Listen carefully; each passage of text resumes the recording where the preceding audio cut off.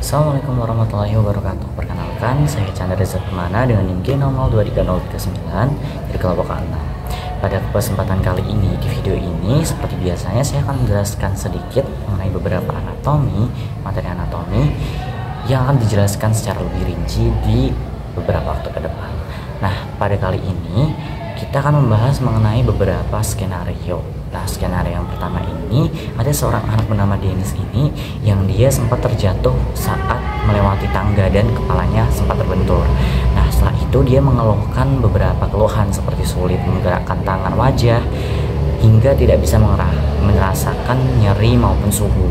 Nah, pada kali ini berarti ini terkait dengan Broadman dan juga traktus-traktus yang mungkin bisa berkaitan dengan kelainan yang dialami oleh Dennis tersebut. Nah, yang pertama kita akan membahas terkait Broadman area ini. Broadman area ini itu ada beberapa area-area tertentu. Nah, yang pertama itu ada area 4 sebagai area motorik primer, yaitu di antara gyrus praecentralis. Kemudian di area motorik primer ini dia berfungsi untuk mengontrol gerakan volunteer wajah dan beberapa ekstremitas. Hal ini berkaitan dengan traktus piramidalis. Nah, apabila terjadi lesi di area 4 atau area motorik primer ini akan terjadi paresis.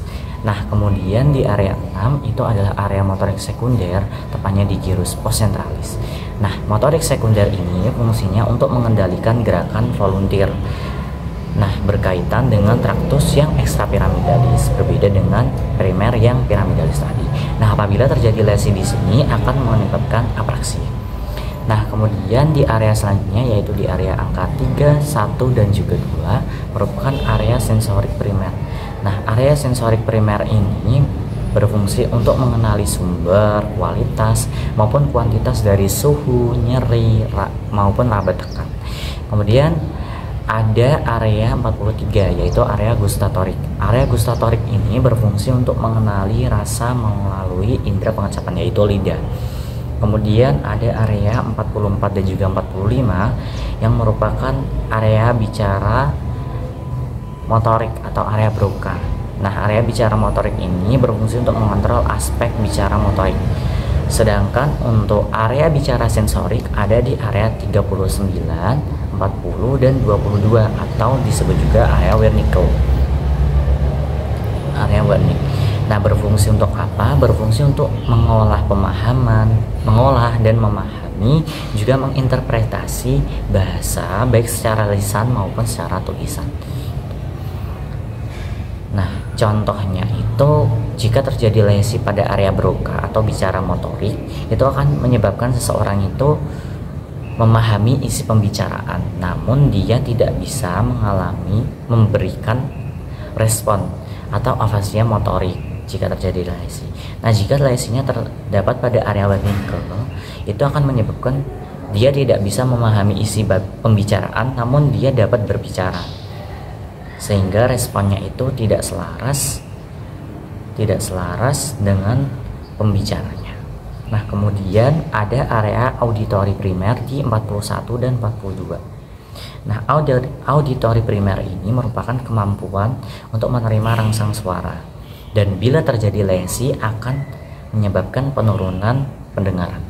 Nah, kemudian ada auditori sekunder di area 22.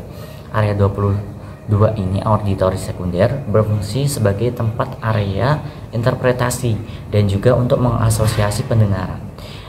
Apabila terjadi lesi disebut sebagai afasia Wernicke atau afasia sensorik atau afasia reseptif. Nah, kemudian ada area visual primer di nomor 17 di visura calcarina. Nah, visual primer ini berfungsi untuk menerima rangsang cahaya alias melihat, dan bila terjadi lesi maka akan muncul hemianopsia homonim kolateral. Dan terakhir ada area visual sekunder di angka 18 dan 19, merupakan area persepsi visual kompleks seperti warna, gerakan, arah objek, dan bila terjadi lesi akan memunculkan buta warna ataupun agnosia visual, yaitu dapat melihat namun tidak bisa mengenali benda tersebut. Nah, Tadi kan sudah dijelaskan Brodmann, dan apabila dianalisis seperti dia tidak bisa menggerakkan tangan ataupun wajah, itu berarti dia mengalami lesi di motorik primernya di wajah dan juga ekstremitas, dan kemungkinan lesinya paresis. Sedangkan untuk tidak bisa mengalami nyeri ataupun sumbu ini, bisa dikatakan bahwa Dennis ini mengalami lesi di wilayah area sensorik primer.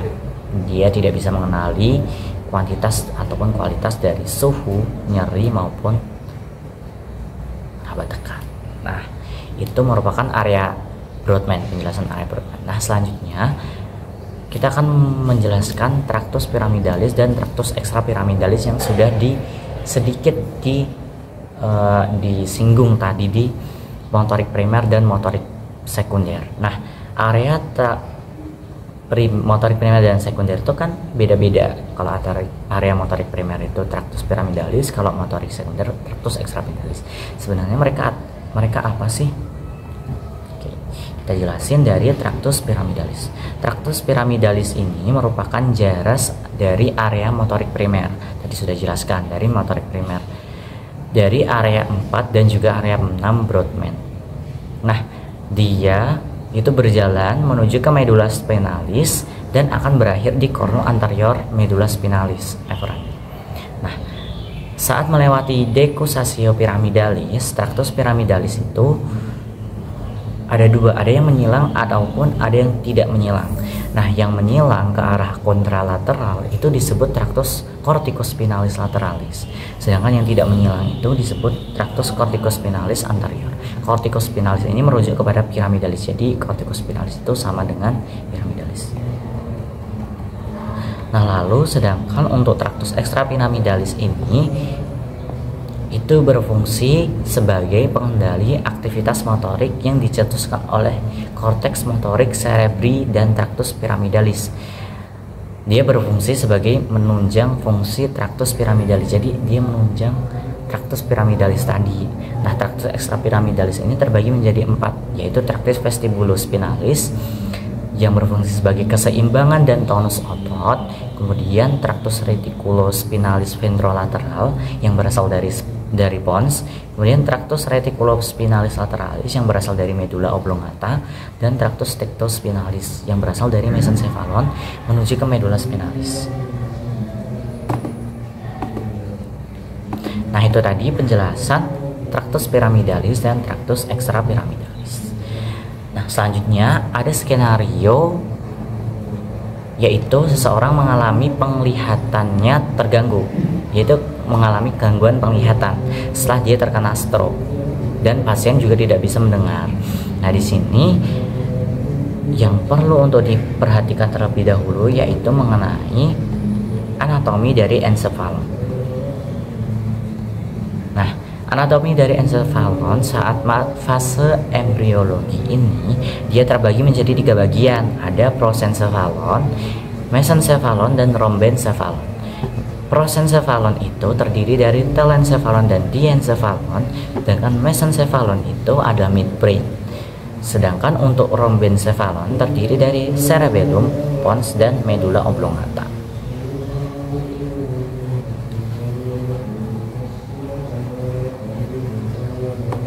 Nah, kemudian yang pertama dimulai dari cerebrum. Cerebrum ini adalah bagian encephalon yang paling besar. Dia terletak di fossa cranii anterior dan juga media. Dia terdiri dari 2 belahan, di mana belahan ini itu dipisahkan oleh viscera longitudinalis cerebrum, yaitu alur yang memisahkan hemispherium cerebri dexter dan hemispherium cerebri sinister. Jadi ada 2 belahan, namanya hemispherium cerebri yang kanan dan juga hemispherium cerebrum yang kiri. Nah, viscera longitudinalis cerebri yang memisahkan tadi itu ditempati oleh falx cerebri. Nah, cerebrum itu juga berada di superior dari tentorium cerebelli. Nah, hemisferium cerebri, dexter dan sinister tadi kan dipisahkan oleh visceral longitudinalis cerebri. Nah, mereka itu juga dihubungkan oleh apa? Dihubungkan oleh corpus callosum. Corpus callosum ini merupakan substansia alba yang menghubungkan kedua hemisferium itu di bagian media. Nah, lanjut, cerebrum ini kan punya korteks, dan kalau dilihat-lihat itu kayak gimana ya, kayak dia tuh kayak aneh gitu loh bentuknya. Ada yang menonjol, ada yang ke bawah, ada yang kayak apa ya, kayak nggak ada ruangannya, tapi ada yang ada ruangannya, kayak jadinya kayak labirin gitu. Nah, kita jelasin kenapa bisa terjadi seperti itu. Kenapa bisa seperti itu? Nah, bagian terluar dari cerebrum itu disebut cortex cerebri. Nah, dia tersusun dari lipatan-lipatan. Nah, disebut tadi kayak labirin gitu lah bisa disebut, atau lipatan-lipatan. Nah, lipatan-lipatan itu namanya gyrus dan viscera. Viscera itu bisa disebut juga sulcus. Kalau gyrus itu merupakan bagian yang menonjol atau rigi, sedangkan viscera atau sulcus itu merupakan bagian yang cekung, yang nggak ada ruangannya gitu kalau dilihat dari atas. Nah, ibaratnya kalau sebuah gelombang yang kayak di fisika gitu, gyrus itu merupakan gunungnya. Kan ada seperti ini, gelombang seperti ini. Gyrus itu yang gunung, sedangkan yang lembah itu merupakan viscera atau sulcus. Nah, korteks cerebri ini dibagi menjadi beberapa lobus oleh sulcus, tapi sulcusnya tertentu, sulcus yang besar. Nah, ada lobus apa aja? Ada lobus frontalis di bagian depan seperti ini, kemudian ada lobus parietalis, kemudian di bawahnya lobus parietalis ada lobus occipitalis. Kemudian setelah lobus occipitalis ada lobus temporalis di bawah sini, dan ada lobus limbicus dan lobus insula di dalam otak sendiri. Kalau dibelah baru kelihatan.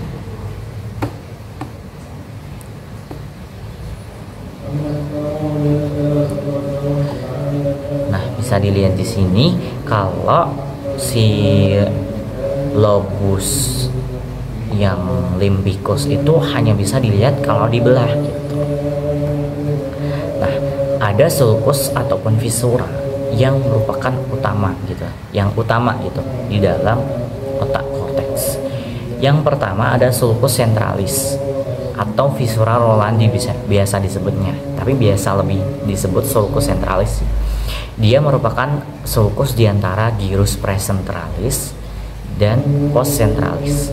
Jadi dia yang kayak yang sebelumnya sentral dan sesudahnya sentral, di antara itu sentral, namanya juga sentral, berarti sebelum dan sesudahnya gitu.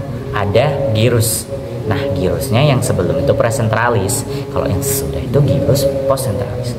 Nah, sulcus centralis ini memisahkan lobus frontal dengan lobus parietal. Kemudian ada sulcus lateral cerebri sylvi atau viscera sylvi. Nah, dia itu memisahkan lobus temporal yang bagian bawah sini dengan lobus frontalis maupun lobus parietalis. Bisa dilihat di gambar. Nah, lanjut ada sulcus parieto occipitalis. Namanya aja parieto occipitalis. Jadi dia sulcus yang memisahkan lobus parietal dengan lobus occipital. Kemudian ada sulcus calcarina. Sulcus calcarina ini dia berada di facies medial hemisferium cerebri. Artinya dia di tengah hemisferium cerebri. Nah, sulcus calcarina ini berawal dari bawah ujung posterior dari corpus callosum. Corpus callosum ini dia dari corpus callosum hingga ke polus occipitalis. Nah, di sulcus calcarina bisa ditemukan banyak sekali korteks visual primer. Makanya di situ area visual primer. Dimulai dari gyrus yang lobus frontalis dulu ya. Maaf sebelumnya. Jadi ini dimulai dari gyrus yang lobus frontalis dulu. Jadi gyrus di lobus frontalis ini ada beberapa. Ada gyrus precentralis. Kalau gyrus precentralis ini dia itu diantara sulcus precentralis dan juga sulcus centralis. Nah, kemudian gyrus frontalis superior, dia di superiornya sulcus frontalis superior. Kemudian ada gyrus frontalis medius, dia di antara sulcus frontalis superior dan inferior. Kemudian ada gyrus frontalis inferior. Gyrus frontalis inferior ini dia di inferiornya sulcus frontalis inferior.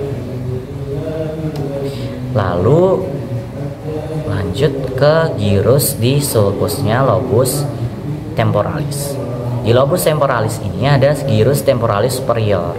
Dia berada di inferiornya sulcus lateralis, di superior sulcus temporalis superior. Kemudian ada gyrus temporalis medius. Gyrus temporalis medius ini di antara sulcus temporalis dan yang superior dan media. Jadi kalau temporalis superior tadi gyrusnya itu berada di inferiornya sulcus lateral dan dia di superiornya sulcus temporalis superior. Jadi dia di antara sulcus lateralis sama sulcus temporalis superior. Nah, terus di bawahnya sulcus temporalis superior itu ada gyrus temporalis medius. Nah, tepatnya di bawahnya gyrus temporalis medius ada sulcus temporalis medianus yang juga menjadi perbatasan dari gyrus temporalis inferior. Jadi gyrus temporalis inferior tuh dia berada di bawahnya atau di inferiornya sulcus temporalis medius. Lanjut di lobus occipitalis ada gyrus occipitalis superior, temporalis di superiornya, dan ada gyrus occipitalis inferior. Nah, gyrus occipitalis superior sama inferior ini dia keduanya dipisahkan sama sulcus occipitalis lateralis. Oke, lanjut di lobus limbicus. Lobus limbicus yang dalam. Dia tuh berada di facies medialis hemispherium cerebri. Otomatis dia di tengahnya hemispherium cerebri, mengelilingi corpus callosum dan diencephalon. Nah, di situ ada gyrus singuli, gyrus parahippocampalis, area subcallosi dan formatio hippocampi. Nah, di lobus limbicus ini kan ada area subcallosi atau area parolfactoria yang tersusun dari gyrus subcallosus, gyrus olfactorius sama gyrus preterminalis. Kemudian ada formation hippocampi atau ya formatio hippocampi. Dia tersusun dari hippocampus, organ rudimenter formatio hippocampi sama subiculum dan gyrus dentatus. Terus gyrus di lobus insulae ini dia berada di dasar sulcus lateralis cerebrum sylvie. Bisa dilihat juga kalau dibelah secara media. Nah, ada gyrus longus insulae, ada gyrus brevis insulae, sulcus centralis insulae yang memisahkan gyrus longus sama gyrus brevis. Kemudian ada sulcus circularis insulae yang mengelilingi gyrus circulae, dan ada limen insulae. Nah, itu anatomi dari encephalon. Selain itu di encephalon kan tadi kan dibahasnya encephalon bagian cerebrum. Nah, lanjut selanjutnya itu ada sentrum semioval. Sentrum semioval ini merupakan serabut saraf bermielin yang berneuroglia di substansia alba, subcortex maupun subcorticalis. Nah, ada beberapa sentrum semioval itu ada beberapa serabut. Ada serabut proyeksi, serabut komisura, sama serabut asosiasi. Yang pertama ada serabut proyeksi.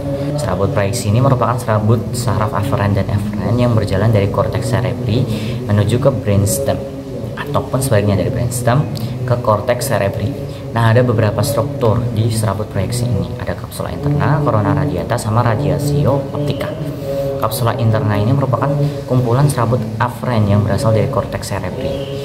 Dia berada di antara nukleus caudatus, nukleus lentiformis, sama thalamus. Nah, ada 3 bagian di kapsula interna. Yang pertama crus anterius yang memisahkan nukleus caudatus dengan lentiformis. Kemudian ada crus posterius yang memisahkan thalamus dengan nukleus lentiformis, dan ada genu. Genu ini merupakan pertemuan crus anterius sama crus posterius. Nah, terus ada struktur kedua yaitu corona radiata. Corona radiata ini merupakan serabut proyeksi yang menyebar ke semua jurusan korteks cerebri yang bersifat aferen. Dia terletak di medial serabut asosiasi, tetapi berpotongan dengan serabut commissura, corpus callosum, dan commissura anterior. Terus struktur yang ketiga yaitu radiatio optica, merupakan penjalaran serabut saraf di crus posterior kapsula interna menuju ke fissura calcarina. Nah, selain serabut proyeksi tadi, ada serabut yang kedua namanya serabut commissura. Serabut commissura ini merupakan serabut yang menghubungkan daerah yang sama pada kedua hemisferium. Ada beberapa struktur, ada corpus callosum yang paling besar, kemudian ada commissura anterior, commissura posterior, commissura hippocampi, commissura fornicis, dan commissura habernularum. Nah, serabut commissura ini kan yang paling besar kan corpus callosum. Nah, corpus callosum ini ada beberapa struktur. Ada genu yang berada di ujung anterior, kemudian ada rostrum yang berada di ujung inferior, ada truncus corporis callosi, dan ada splenium di ujung posteriornya. Sementara untuk serabutnya itu ada forceps minor, forceps mayor, dan tapetum. Kalau forceps minor itu dari genu ke lateral, kalau forceps mayor itu dari splenium ke lateral, kalau tapetum itu dari truncus corporis callosi ke lateral. Nah, kan tadi udah serabut proyeksi sama serabut commissura. Terus ada serabut asosiasi. Serabut asosiasi ini menghubungkan korteks yang berjauhan, tapi masih di hemisferium yang sama gitu. Nah, serabut asosiasi ini ada beberapa macam. Ada dua macam. Ada serabut asosiasi pendek sama serabut asosiasi yang panjang. Serabut asosiasi yang pendek dia menghubungkan antar gyrus yang berdekatan aja. Sementara untuk serabut asosiasi panjang itu ada beberapa. Yang pertama ada fasciculus uncinatus yang menghubungkan area Broca dengan inferior lobus frontal dan temporal. Kemudian ada cingulum yang menghubungkan lobus frontal dan parietal dengan hippocampus dan lobus temporal yang berdekatan. Kemudian ada fasciculus longitudinalis superior yang menghubungkan bagian anterior lobus frontal dengan lobus parietal, occipital dan temporal. Kemudian menghubungkan area Broca dengan vernix. Kemudian ada fasciculus longitudinalis inferior yang menghubungkan gyrus lingualis et cuneus dengan gyrus temporal. Kemudian ada fasciculus fronto-occipitalis yang menghubungkan lobus frontal dengan lobus occipitalis temporal. Nah, serabut asosiasi ini bersamaan dengan serabut commissura dan serabut apa tadi? Serabut asosiasi, serabut commissura, dan serabut proyeksi itu merupakan bagian dari sentrum semioval. Nah, lanjut ada ganglia basalis.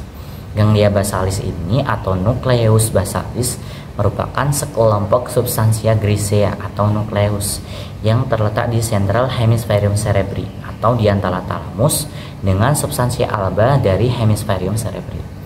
Tersusun atas apa? Tersusun dari nukleus caudatus yang berbentuk lengkung dengan kaput di ujung anterior dan mengecil di posterior sebagai cauda. Makanya ada kaput nukleus caudatus yang melanjutkan diri sebagai ke dalam putamen, dan ada cauda nukleus caudatus yang berakhir di kompleks amygdaloideum. Kemudian ada nukleus lentiformis yang terdiri dari dua bagian, putamen sama globus pallidus. Putamen itu di lateral, kalau globus pallidus itu di medial, dan dipisahkan oleh lamina medullaris eksternal. Terus ada korpus atau nukleus amygdaloideum tadi kan, berhubungan dengan sistem lembik dan berhubungan dengan erat dengan uncus pada gyrus hippocampi. Terus ada claustrum, lamina gyracea tipis di antara putamen dan insula. Terus yang terakhir di encephalon ini ada rhinencephalon yang terdiri dari globus olfactorius, tractus olfactorius, substantia foret anterior, formatio hippocampi, area septalis, area piriformis, dan fornix. Rhinencephalon ini merupakan struktur di hemisferium cerebri yang menerima perjalanan stimulus olfaktorius. Nah, lanjut anatomi medula spinalis. medula spinalis ini ada beberapa struktur, ada struktur eksterna dan struktur interna. Kalau struktur eksternanya itu ada visura mediana anterior dan ada sulcus mediana posterior.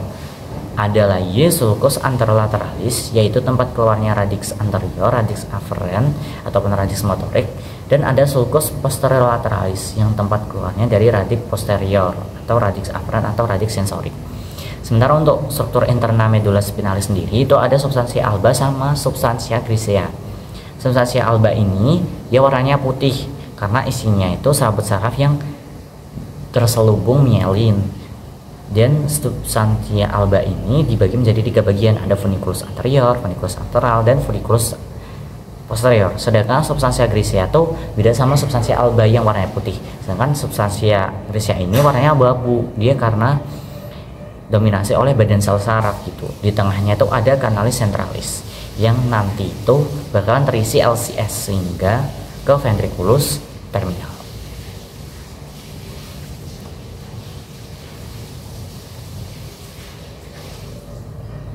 Nah, medula spinalis ini ada berapa pembesaran? Pembesaran pada medula spinalis ada 2 kan. Ada intumescentia cervical dan intumescentia lumbals. Intumescentia cervical itu di C3 sampai T2. Pembesaran klimaksnya di C6. Sementara untuk intumescentia lumbal itu di T10 sampai L2 dan pembesaran klimaksnya di T12. Nah, ada konus medularis di ujung inferior dari medula spinalis yang membentuk kerucut, dan ada cauda eukina, struktur buntut pada radis, lumbals, dan sakral. Nah, medula spinalis ini ada beberapa plexus, ada plexus cervical, plexus brachial, dan plexus lumbosacralis. Plexus cervicalis itu dibentuk oleh ramus primari ventral dan nervus cervical 1 sampai 4. Sementara untuk plexus brachialis dibentuk oleh nervus cervical 5, 6, 7, 8 dan nervus thoracal 1. Untuk plexus lumbosakral ada 3 plexus, ada plexus lumbalis, ada plexus sacral, ada plexus coccygeus. Kalau plexus lumbals itu dari nervus 1 sampai 5. Sedangkan untuk plexus sacral itu nervus sacralis 1 sampai 4. Untuk plexus coccygeus itu nervus sacralis 4 sampai 5, nervus coccygeus.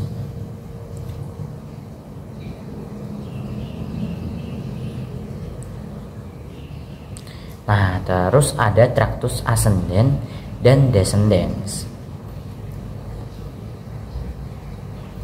Kalau yang ascendens itu ada spinothalamicus anterior, spinothalamicus lateral, spinocerebral yang anterior sama posterior, dan columna dorsalis posterior. Spinothalamicus anterior itu membawa rangsang raba dan tekan. Sedangkan spinothalamicus lateral itu membawa rangsang nyeri dan suhu. Terus untuk spinocerebral yang anterior dan posterior itu membawa rangsang keseimbangan proprioseptif. Untuk kolumna dorsalis posterior dia melokalisasi sentuhan, getaran, diskriminasi 2 titik dan proprioseptif. Terus ada kan tadi kan ascendens, terus ada descendens. Descendens ini ada tractus corticospinalis anterior dan lateral yang berfungsi untuk pergerakan otot-otot volunteer. Terus ada tractus rubrospinal yang merupakan tractus ekstrapiramidalis yang fungsinya untuk mengkoordinasi gerakan otot kontralateral. Terus ada tractus tectospinal yang merupakan tractus ekstrapiramidalis dan fungsinya itu untuk refleks pada lengan, respon pada penglihatan, pendengaran maupun kulit. Terus ada tractus ekstrapiramidalis yang fungsinya untuk mempertahankan keseimbangan dan koordinasi gerakan kepala dan juga mata. Nah, itu merupakan anatomi dari encephalon dan juga sekaligus anatomi dari medula spinalis. Dilanjut dengan nervus cranialis dan juga tempat keluarnya. Oke, lanjut di nervus cranialis dan tempat keluarnya. Nah, nervus cranialis ini ada beberapa, ada olfactorius, ada opticus, oculomotorius, trochlearis, trigeminus, abducens, facialis, vestibulocochlearis, glossopharyngeal, hypoglossal, vagus, dan aksesorius. Nah, ada gambarnya di sini dan ada penjelasan.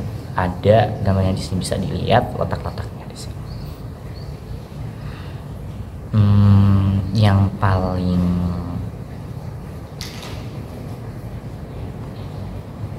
penting di sini merupakan tempat keluarnya. Nah, tempat keluar itu ada dibagi menjadi dua, ada tempat keluar yang lunak dan tempat keluar yang keras. Tempat keluar lunak. Nah, jadi untuk nervus cranial itu bisa diurutkan untuk tempat keluar yang lunak. Untuk mulai dari nomor 1 sampai 2 yaitu olfactorius dan opticus, itu dia tempat keluarnya di encephalon. Jadi encephalon tempat keluarnya. Kemudian untuk 34, 5, 6, 7, 8, 9, 10, 11, 12 itu tempat keluarnya di truncus cerebri, tapi kan beda-beda nervusnya. Nah, cara ngurutinnya 3 sama 4 beda, sama 5, 6, 7, 8. Jadi 2, 4, 4. Jadi 3, 4, 5, 6, 3, 4, 5, 6, 7, 8, 9, 10, 11, 12. Oculomotorius sama trochlearis, dua nervus ini dia keluarnya di truncus cerebri, di nervus 3 dan nervus 4. Kemudian tepatnya di mana? Di mesencephalon. Jadi keluarnya di truncus cerebri, mesencephalon, nervus 3 dan nervus 4. Kemudian 5, 6, 7, 8 yaitu trigeminus, abducens, facialis dan vestibulocochlearis itu keluarnya di pons, di nervus 5 sampai nervus 8. Ada 4 nervus. Kemudian untuk yang medula oblongata, tempat keluarnya medula oblongata tadi nervus 9 sampai nervus 12. Jadi nervus tadi sebenarnya itu ya nervus aja. Jadi tempat keluarnya itu ada encephalon, mesencephalon, pons sama medula oblongata. Kalau encephalon itu 1, 2 olfactory opticus. Kalau 3, 4, 2 itu truncus cerebri udah masuknya. 3, 4, 5, 6, 7, 8, 9, 10, 11, 12. Tapi kalau 3, 4 itu mesencephalon, 2 nervus. Itu adalah yang tadi apa sih namanya? Olfactory, oculomotorius sama trochlearis. Terus untuk 5, 6, 7, 8 trigeminus, abducens, facialis, vestibulocochlear itu keluarnya di pons. Jangan yang terakhir untuk dari nomor 9 kayak glossopharyngeal, terus vagus, accessorius, hypoglossus itu keluarnya di medula oblongata. Tuh untuk tempat keluar lunak. Nah, untuk lebih tepatnya di sini nervus olfactorius itu dia tempat keluarnya di bulbus olfactorius. Untuk nervus opticus dia keluarnya di chiasma opticum. Untuk nervus oculomotorius di fossa interpendicularis, kemudian trochlearis di caudal colliculus inferior. Kemudian untuk trigeminus, brachium pontis, abducens di sulcus pulpopontinus, facialis di angulus cerebellopontinus, vestibulocochlearis di angulus cerebellopontinus. Untuk glossopharyngeus sampai vagus dan accessorius di sulcus posterolaterales, sedangkan untuk hypoglossus sulcus anterolaterales. Nah, tadi kan udah dijelasin untuk yang lunak, sekarang dijelasin untuk yang keras. Untuk yang keras, untuk olfactorius, dia keluarnya di foramina cribosa ossis ethmoidalis. Untuk nervus opticus, dia keluarnya di foramen opticum canalis opticus. Terus untuk oculomotorius, nervus 3 di viscera orbitalis superior, sama dengan trochlearis. Terus untuk trigeminus dia keluarnya di nervus 6, 5 bagian 1. Ada nervus 5 bagian 1, 5 bagian 2, 5 bagian 3. Nervus 51 itu dia di viscera orbitalis superior. Untuk 52 itu foramen rotundum, dan untuk 53 itu di foramen oval. Terus untuk abducens itu dia keluarnya di viscera orbitalis superior. Terus untuk facialis dia keluarnya di meatus acousticus internus dan foramen stylomastoide. Untuk vestibulocochlear dia keluarnya di meatus acousticus internus. Untuk glossopharyngeus, vagus dan accessorius keluarnya di foramen jugular. Dan terakhir untuk di hypoglossus dia keluarnya di canalis hypoglossus. Nah, itu nervus cranialis dan tempat keluarnya. Dilanjut dengan circulus arteriosus bilisi. Circulus arteriosus bilisi ini merupakan vaskularisasi dari cerebri bagian arteri. Dimulai dari arteri carotis interna anterior yang akan bercabang menjadi arteri cerebrum anterior dan arteri cerebrum medial. Arteri cerebrum anterior. Nah, kemudian dua arteri vertebralis yang berasal dari posterior bersatu menjadi arteri basilaris dan memvaskularisasi truncus cerebri hingga bercabang menjadi arteri cerebri yang posterior. Jadi ada arteri cerebri anterior yang sama arteri cerebri media di anterior, dan ada dua arteri cerebri posterior di bagian posterior. Nah, dua arteri cerebri yang anterior akan yang dua itu anterior, yang satu itu posterior. Yang dua cerebri anterior itu akan dihubungkan oleh arteri communicans anterior. Sedangkan untuk yang arteri cerebri posterior dan arteri cerebri media akan dihubungkan oleh arteri communicans posterior. Itu circulus arteriosus. Lanjut ke jalur penglihatan, mulai dari perjalanan sinar melalui anatomi media refrakta hingga ke otak. Nah, jadi di mata itu kan ada sel batang sama sel kerucut, tepatnya di retina. Keduanya akan menerima cahaya dan menghasilkan potensial aksi ketika dirangsang. Nanti rangsangan tersebut akan dilanjutkan melalui sel bipolar, sel ganglion, lalu akan diteruskan ke nervus opticus. Selanjutnya akan menuju ke serabut saraf opticus, akan menyilang di chiasma opticus sebelum diteruskan ke tractus opticus. Nah, selain itu di corpus pediculatum lateral dan visual cortex di lobus occipital. Nah, nervus opticus bagian nasal itu akan menyilang pada chiasma opticus, sedangkan untuk nervus opticus bagian temporal itu tidak akan menyilang pada chiasma opticus. Itu jalur penglihatan, jaras penglihatan. Jadi ada beberapa yang berkontribusi di jalur penglihatan: nervus opticus, chiasma opticus, tractus opticus, corpus pediculatum lateral, radiasi optika, sama visual cortex. Nah, itu buat skenario mengalami gangguan penglihatan setelah stroke dan tidak bisa mendengar. Oke, selanjutnya kita akan membahas sebenarnya ada apa sih?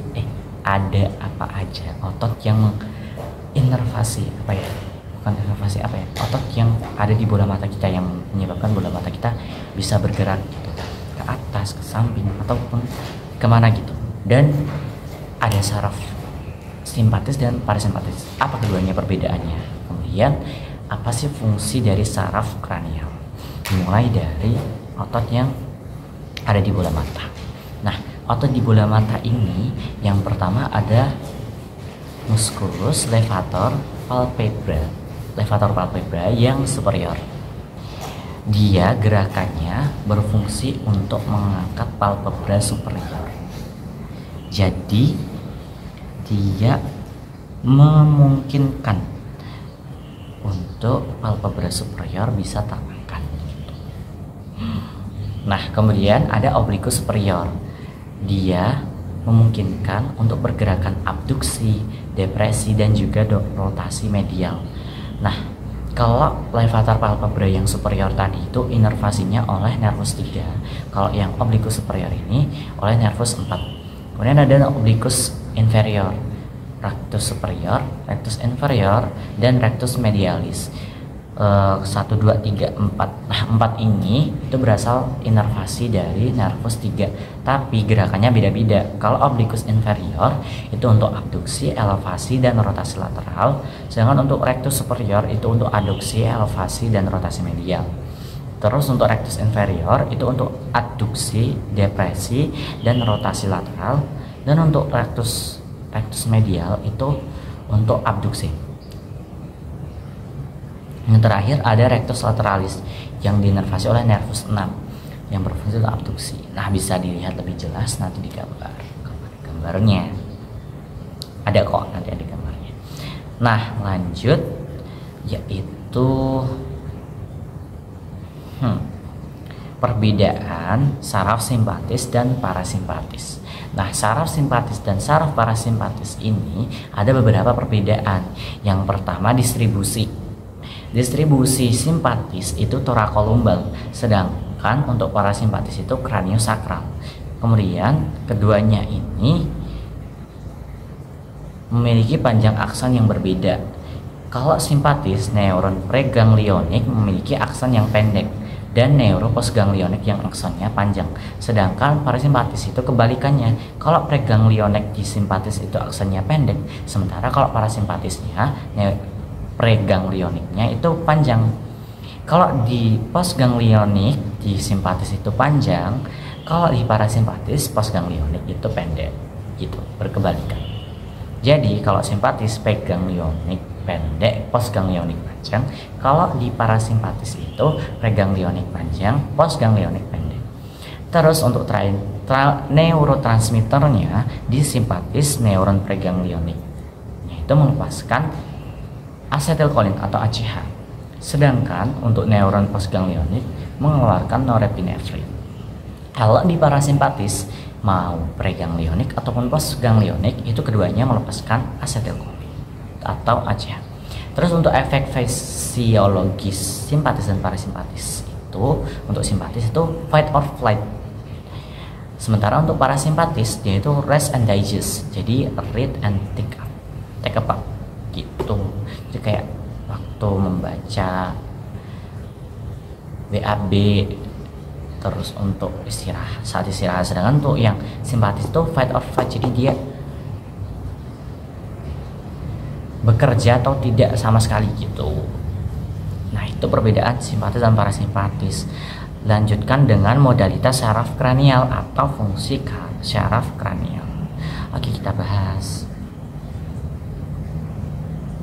Jadi saraf kranial itu memiliki komponen fungsi somatik dan autonom. Nah, kalau somatik, soma body, sedangkan auto itu self, sendiri gitu.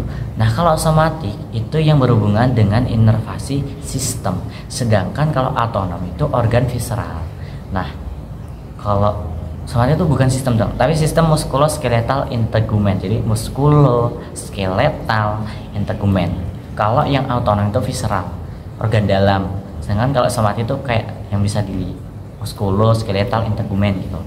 Nah, segala yang ada di tubuh dan dapat dirasakan dan dikendalikan secara sadar itu somatik. Sedangkan kalau segala yang ada di tubuh dan tidak dapat dirasakan, dikendalikan secara sadar itu autonom gitu. Jadi kayak apa ya, kayak yang nggak bisa dikendalikan, jantung, kemudian lambung, pencernaan, itu tuh autonom. Jadi dia kalau yang autonom itu terdiri dari sistem nervusum yang parasimpatis dan juga simpatis gitu. Nah, terus secara komponen fungsi ini ada general sama spesial. Nah, dari general tuh ada 4 jenis, kalau yang spesial tuh ada 3 jenis. Kalau yang general itu aja ada general somatic afferent, general somatic afferent, terus ada general visceral afferent dan general visceral afferent. Sedangkan untuk yang spesial ada special somatic afferent, ada special visceral afferent dan special visceral afferent. Nah, kita jelasin 7 tipe modalitas ini secara lebih rinci lagi. Kalau general somatic afferent, dia motorik untuk otot skelet umum.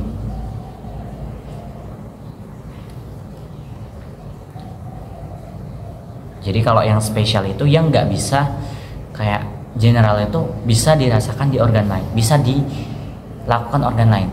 Sedangkan kalau indera itu kan kayak nggak bisa semuanya. Mata hanya bisa di mata, nggak bisa di telinga. Pendengaran juga hanya bisa di telinga, seperti itu. Kalau itu spesial. Nah, kalau general tuh kayak bisa dirasakan di lain. Kalau yang somatik sama visceral ya udah kayak tadi.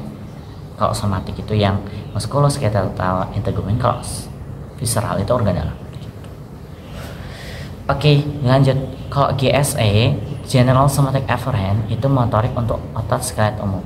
Sedangkan untuk general visceral afferent itu autonom parasimpatis, kelenjar dan pupil.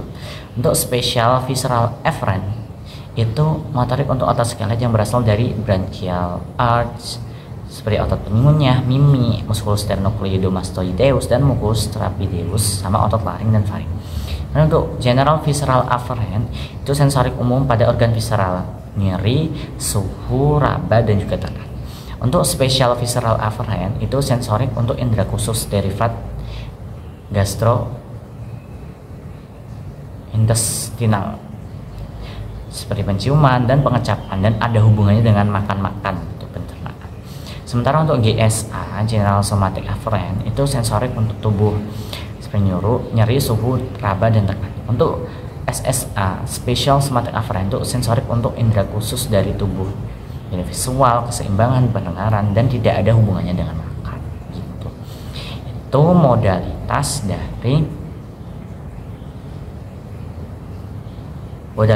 dari nervus cranial gitu. Dan untuk penjelasannya lebih lengkap mungkin ada di gambar gitu. Nah, sekian dari materi anatomi yang udah aku jelasin. Semoga apa yang udah aku jelasin bisa bermanfaat buat teman-teman semuanya. Apabila ada kesalahan dalam saya bertutur kata, mohon maaf, dan apabila ada posisinya, terima kasih atas perhatiannya. Wassalamualaikum warahmatullahi wabarakatuh.